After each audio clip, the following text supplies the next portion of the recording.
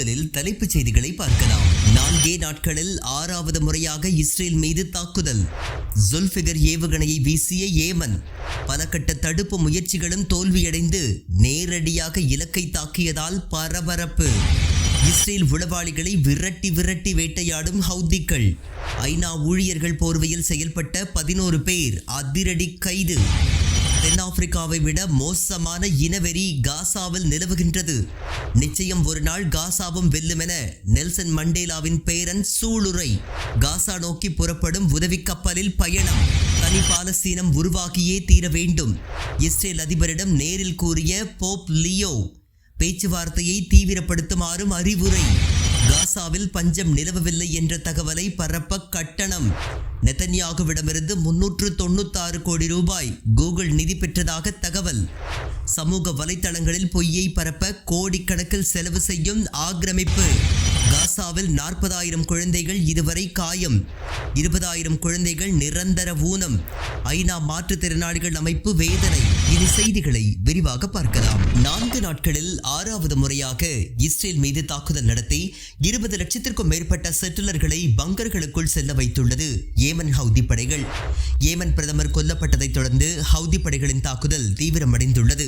செவ்வாய்க்கிழமை 4 ஆளில்லா விமானங்கள் ஏவப்பட்டன. தொடர்ந்து இதுவரை 3 இஸ்ரேல் கப்பல்கள் குறிவைக்கப்பட்டுள்ளன. பென்குரியன் விமான நிலையம் 3 முறை குறிவைக்கப்பட்டுள்ளது. இந்நிலையில் வியாழக்கிழமை பென்குரியன் விமான நிலையத்தை குறிவைத்து ஜுல்ஃபிகர் வகை ஏவுகணைகளை வீசி ஹவுதிகள் தாக்குதல் நடத்தியுள்ளனர். இதனால் சுமார் 20 லட்சம் செட்டிலர்கள் பங்கர்களுக்குள் ஓடியுள்ளனர். மத்திய இஸ்ரேலின் பல இடங்களில் அபாய எச்சரிக்கை ஒலி எழுப்பப்பட்டுள்ளது. இந்த ஏவுகணையை இஸ்ரேல் எல்லைக்கு வெளியே தடுத்து நிறுத்தி வீழ்த்துவதற்காக அமெரிக்கா மற்றும் இஸ்ரேலின் வான் பாதுகாப்பு அமைப்புகள் பல முயற்சிகளை மேற்கொண்டும் ஜுல்ஃபிகர் இஸ்ரேல் வான் எல்லையை அடைந்துள்ளது.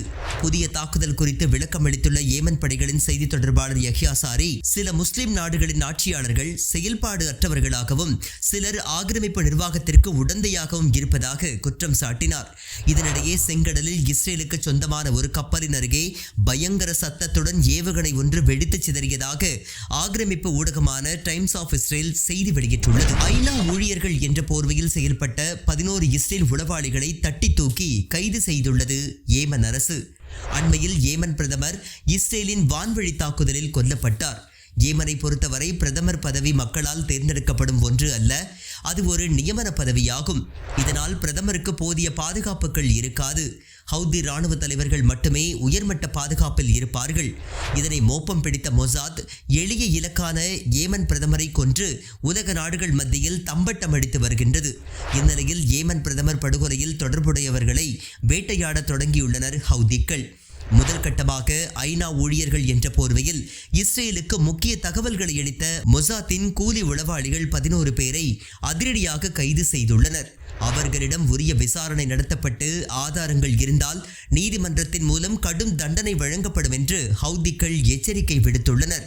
முன்னதாக ஈரானில் இஸ்ரேல் உளவாளிகள் விரட்டி வேட்டையாடப்பட்டு ஒட்டுமொத்த நெட்வொர்க்கும் துடை தெரியப்பட்டது குறிப்பிடத்தக்கது. காசா மீதான முற்றுகையை உடைக்கும் விதமாக மேற்கொள்ளப்படும் புளோட்டிலா பயணத்தில் தன்னையும் எடுத்துக் கொண்டுள்ளார் நெல்சன் மண்டேலாவின் பேரன் மண்ட்லா மண்டேலா.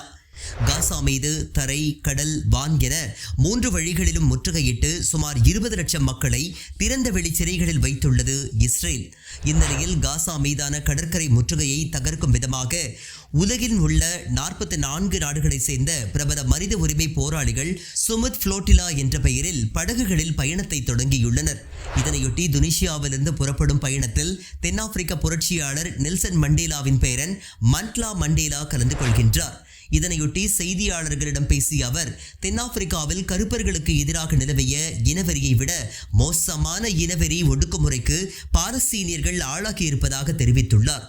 ஆக்கிரமிக்கப்பட்ட பாலஸ்தீன் பகுதிகளுக்கு சென்று வரும்போது இதனை உணர்வதாக அவர் குறிப்பிட்டுள்ளார். எப்படி தென்னாப்பிரிக்காவில் ஒடுக்குமுறையை ஏவி இறுதியில் அவர்கள் தோல்வியடைந்தார்களோ அதே போல காசாவிலும் ஆதிக்க சக்திகள் தோல்வியை தழுவுவார்கள் என்று அவர் குறிப்பிட்டுள்ளார். ஹமாஸ் அமைப்பின் நேரடி ஆதரவாளர்களான மண்ட்லா மண்டேலாவிற்கு அண்மையில் விசா மறுத்து பிரிட்டன் உத்தரவிட்டிருந்தது குறிப்பிடத்தக்கது. தனி பாலஸ்தீனம் உருவாக்கப்பட வேண்டும் என்று இஸ்ரேல் அதிபரிடம் போப் ஆண்டவர் நேரில் வலியுறுத்தியுள்ளார். ஆக்கிரமிப்பு இஸ்ரேல் அதிபர் ஐசக் ஹெர்சாக் வாட்டிகன் சென்று போப் லியோவை சந்தித்து பேசியுள்ளார். அப்போது காசா பிரச்சினைக்கு முக்கியத்துவம் கொடுத்து தனது பேச்சுவார்த்தையை போப் அமைத்துக் கொண்டார். குறிப்பாக இஸ்ரேல் ஒருபோதும் விரும்பாத பாலஸ்தீன நாடு உருவாக்கப்பட வேண்டும் என்று இஸ்ரேல் அதிபரிடமே போப் ஆண்டவர் தெரிவித்துள்ளார். மேலும் பேச்சுவார்த்தைகளை தீவிரப்படுத்தி கைதிகளை விடுவித்து நிரந்தர அமைதிக்கு வழிவகுக்கும் வண்ணம் பாலஸ்தீனியர்களுக்கு தனி நாடு வழங்கப்பட வேண்டும் என போப் தெரிவித்துள்ளார். இது இஸ்ரேலுக்கு கடும் எரிச்சலை ஏற்படுத்தியுள்ளது. காசா மற்றும் மேற்கு கரையை முழுமையாக ஆக்கிரமித்து தனி பாலஸ்தீன நாடு உருவாகாமல் பார்த்துக் கொள்ள வேண்டும் என இஸ்ரேல் விரும்புகின்றது. ஆனால் உலக நாடுகள் அதற்கு எதிராக திரும்பியுள்ளது குறிப்பிடத்தக்கது. இஸ்ரேலுக்கு சாதகமாக தகவல்களை வெளியிட கூகுள் நிறுவனம் சுமார் 396 கோடி ரூபாயை நெதன்யாகுவிடமிருந்து கட்டணமாக பெற்றுள்ளதாக தகவல்கள் வெளியாகியுள்ளன. டிராப் நியூஸ் சைட் என்ற இணையதளம் வெளியிட்டுள்ள தகவலில் காசாவில் பஞ்சம் ஏற்படவில்லை என்ற தகவலை பரப்புவதற்காகவும் ஐநா அகதிகள் அமைப்பை குறிவைத்து அதற்கு எதிரான செய்திகளை வெளியிடுவதற்காகவும் இந்த நிதி வழங்கப்பட்டுள்ளதாக கூறப்படுகின்றது. இஸ்ரேலுக்கு ஆதரவான வீடியோக்களை வெளியிடுவதற்கு இன்ஃப்ளூயன்சர்களுக்கு வழங்குவதற்காக ஒரு நிதியும் அந்த வீடியோக்களை மெட்டா, இன்ஸ்டாகிராம், எக்ஸ் தளங்களில் கட்டணம் செலுத்தி பரப்புவதற்கு ஒரு நிதி என பல ஆயிரம் கோடி ரூபாய் நிதியை நெதன்யாகு அரசு செலவு செய்திருப்பதாக அந்த வலைத்தளம் குறிப்பிட்டுள்ளது. காசாவில் 21,000 குழந்தைகள் ஊனமாக்கப்பட்டுள்ளதாக ஐக்கிய நாடுகள் மன்றம் தெரிவித்துள்ளது. ஐக்கிய நாடுகள் மன்றத்தில் மாற்றுத்திறனாளிகள் ஆணையம் வெளியிட்டுள்ள பரபரப்பு அறிக்கையில் காசா போரில் இதுவரை சுமார் 40,000 குழந்தைகள் காயமடைந்திருப்பதாகவும் அதில் சுமார் 21,000 குழந்தைகள் நிரந்தர ஊனமடைந்திருப்பதாகவும் வேதனை தெரிவித்துள்ளது. தற்போது காசா சிட்டியிலிருந்து மக்கள் வெளியேறும் கட்டாயத்திற்கு ஆளாக்கப்பட்ட நிலையில் மக்களில் பலர் காயம் காரணமாக நடக்க முடியாத நிலையில் இருப்பதாகவும் வாகனம் இல்லாததால் நடந்தே செல்ல வேண்டிய நிலையில் இருப்பதாகவும் அந்த அமைப்பு கூறியுள்ளது. ஊனமடைந்தவர்கள் புதை மணல் இடிபாடுகளுக்கு நடுவே பல கிலோமீட்டர் தூரம் இன்னொரு பாதுகாப்பற்ற எதிர்காலமற்ற பகுதிகளை நோக்கி செல்ல நிர்பந்திக்கப்பட்டுள்ளதாக அந்த அமைப்பு கூறியுள்ளது. பார்வை மற்றும் கேட்கும் திறன் பறிக்கப்பட்ட எலும்பு முறிவு ஏற்பட்ட மாற்றுத்திறனாளிகள் குண்டுகள் வீசப்படும் போது அதனை உணர்ந்து தப்பிச் செல்ல முடியாமல் அதற்கு இரையாவதாக அந்த அமைப்பு தெரிவித்துள்ளது. மேலும் 83% மாற்றுத்திறனாளிகள் வீல் சேர், ஊன்றுகோல்கள், செயற்கை உடல் உறுப்புகள் இல்லாமல் இருப்பதாகவும் அவை காசாவில் கிடைப்பதில்லை என்றும் அந்த அமைப்பு சுட்டிக்காட்டியுள்ளது. மீண்டும் தலைப்புச் செய்திகள். 4 நாட்களில் 6வது முறையாக இஸ்ரேல் மீது தாக்குதல். ஜுல்ஃபிகர் ஏவுகணையை வீசிய ஏமன். பலகட்ட தடுப்பு முயற்சிகளும் தோல்வியடைந்து நேரடியாக இலக்கை தாக்கியதால் பரபரப்பு.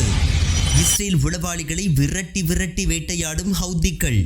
ஐநா ஊழியர்கள் போர்வையில் செயல்பட்ட 11 பேர் அதிரடி கைது. தென்னாப்பிரிக்காவை விட மோசமான இனவெறி காசாவில் நிலவுகின்றது. நிச்சயம் ஒரு நாள் காசாவும் வெல்லும் என நெல்சன் மண்டேலாவின் பேரன் சூளுரை. காசா நோக்கி புறப்படும் உதவி கப்பலில் பயணம்.